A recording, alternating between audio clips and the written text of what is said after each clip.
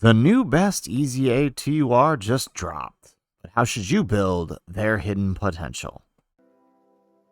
How's it, everybody? Celtic Link here. We're back for another Dokkan battle video. In today's video, we are taking a look at the newly EZA'd Fizz, Goten, and Trunks here in part 3 of this year's worldwide download celebration. We're going to take a look at what they're doing and figure out what might be the best hidden potential for this EZA. So let's hop on in. These guys are a gifted warriors or Kamehameha category key 3 HP attack and defense 170. So really nice. We get another to go along with the new Gohan. We have a flat 170 finally for Kamehameha.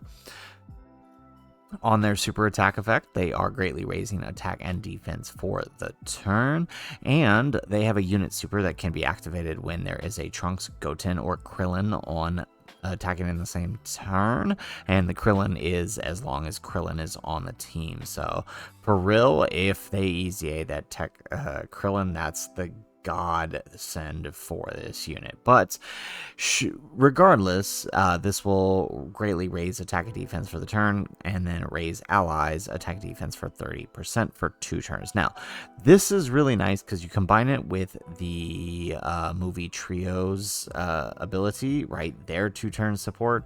You're talking about a lot. Like the movie 8 Trio is just basically that their team is now combined with this unit is just drenched in support. Add on to that the Krillin if he decides to get an EZA, and you're talking about some massive support. So let's go ahead and let's talk about what they're doing on their passive.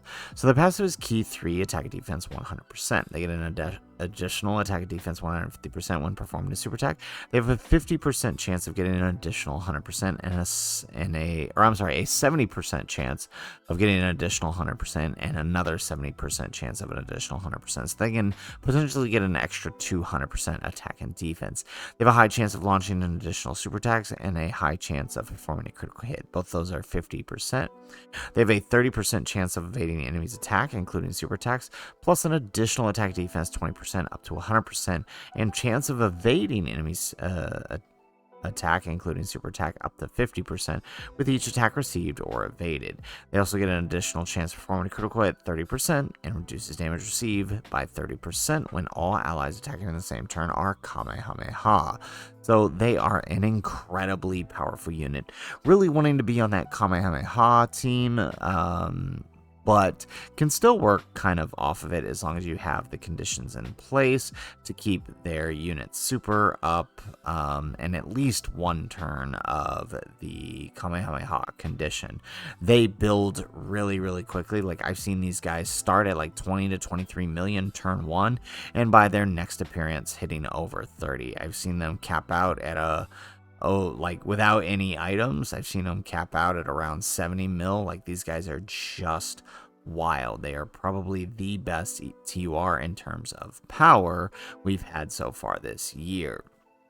Their big issue stands in that a lot of their kit is based on RNG, but at the same time, a lot of it is made up for by just genuinely having high enough stats to overcompensate for it. Now, what's really nice is they do have a active skill that gives them key 6 and a guaranteed evasion for the turn, and it can be activated as long as there's another ally with Trunks or Goten attacking in the same turn, starting from the 3rd turn. So very, very easy condition to fulfill. Now, the thing about these guys, right, you have to consider who you're running them with, right? Before we talk about their potential, think about who you're really running them with. You're running them on the Trios team, and you're probably going to have one of these 2 on the rotation with them to activate that unit super, at least until that Tech Krillin, right? And each one of these gives their own support for the Goten and Trunks in their own way, whether it's the attack through the Goten or the defense through Trunks, both of them also supporting on their unit or on their super attack.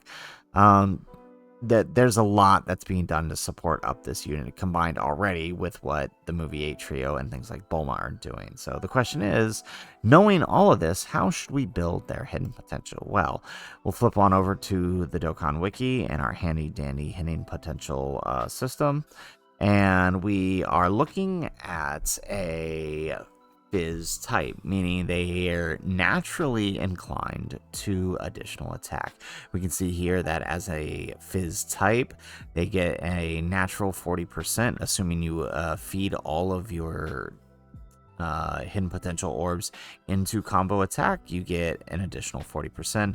Added in your skill orbs, you can get up to about 50%. So this is really nice. Now, it is worth noting that they do also have special equips that do give them additional attack and a lot of extra defense, and they even have some that give them dodge, but we'll go over that in a minute. So the question is, knowing that they are Fizz and they naturally are inclined to additionals, what should you go with? Well, I'll tell you first and foremost, many of you probably built them like I had built them prior, where you gave them mostly critical hit because it was the one thing that they didn't have on their kit. Well, now it does seem like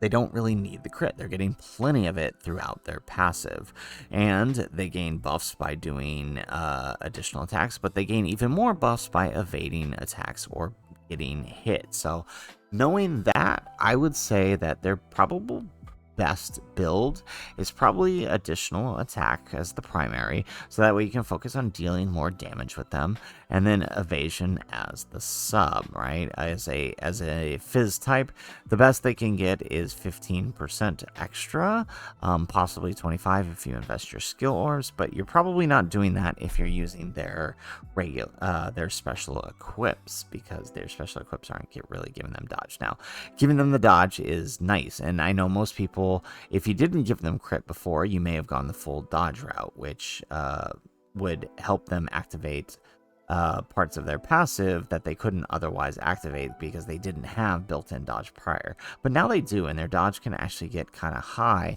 Looking at this, right? They get 30% up to additional 50, so 80% dodge. It's not really necessary, that extra 15%. So prioritizing additional attack does seem like the way to go. Crit is right out. You don't need crit. He gets enough on his passive that it's not necessary. If you're somebody who went all in on evasion, probably not going to hurt to leave it that way. They're still going to gain massive buffs, plus they still have their own chances of launching an additional attack, so you're not losing much. So primary adds, secondary evasion, but of course you could also swap it depending on what preference you are having. They are probably one of the easiest builds to consider just by looking at their passive. I kind of like how they took advantage of this unit and really just kind of gave them everything. I think it's the first unit we've had in a long time that was #1 on release and #1 on EZA. Kind of hard to think about, especially since it's just a simple Goten and Trunks unit, but we're here nonetheless. So guys, that is it for the video. If you like the video, make sure you hit that like button and subscribe to the channel if you have not already. And in the comments down below, let us know, how did you build your Fizz, Goten, and Trunks? Did you go for the additionals route, or did you go to the dodge route? Let us know in the comments down below.